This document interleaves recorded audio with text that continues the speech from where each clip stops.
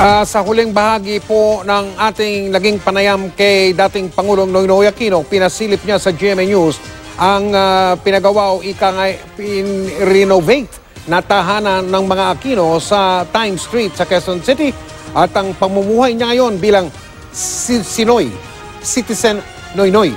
Nakatutok si Lay Alvis. Eksklusibo. Wala na ang dating bungalow ng mga Aquino sa Times Street, Quezon City. Giniba ito at nagtayo ng bagong bahay na unang nakita ni dating Pangulong Noynoy Aquino pagbalik niya sa Times, pagbaba niya sa pwesto noong nakaraang taon. Ang mga painting ng kanyang inang si dating Pangulong Cory Aquino na karamihan ay mga bulaklak ang nagbibigay buhay sa mga dingding ng modernong bahay. Sir, anong niyo dyan, favorite niya? Yung Madonna and Child, yung paborito, kay Christian. Sa dining room naman nakasabit ang malalaking painting ni dating Pangulong Cory. Dito sila nagsasama-sama minsan ng kanyang mga kapatid para sa kanilang regular family lunch. Isa rin sa mga kasiyahan ng dating Pangulo ang kanyang mga pamangkin. Ang mga pinakabata sa mga ito na sina Josh at Bimby naiiwan daw minsan sa kanya. Pag wala daw, sir, si Chris, iniiwan niya dito yun. Minsan pa lang naman. Ano ba entertaining yung dalawa yan? Basta may wifi ka, okay na yan.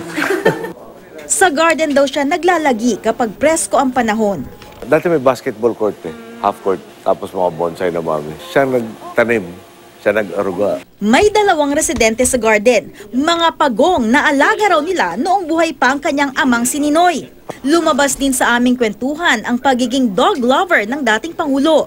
Ibinida ang German Shepherd na si Apollo na alaga niya noon pang nasa bahay pangarap siya nakatira. Pero napaka-alert. Tsaka yung facial expression pag kinakausap mo. Talagang tinitingin sa'yo.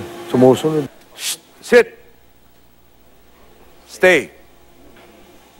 Hindi lang simpleng pet si Apollo dahil trained din ito sa pag-amoy ng explosives. Mas marami ng libreng oras ngayon ang dating Pangulo pero zero pa rin daw ang love life niya sa ngayon. Pinag-iisipan daw niyang tanggapin ang mga imbitasyon sa mga speaking engagement sa ibang bansa. Pinag-iisipan din niyang magnegosyo. So after a year, nag-vow of silence po kayo na isang taon. Ano po yung maaasahan po ngayon ng mga kababayan po natin sa inyo?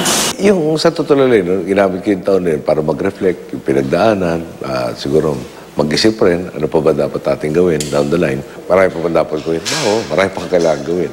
Tanong, ako ba gagawa? No? So, palagi ko, mali yung aasahan natin isang tao o isang grupo. Parang gusto natin ma-cultivate yung patutunguhan natin. Tayong lahat yan. Lay Alvis, Nakatutok, 24 Oras.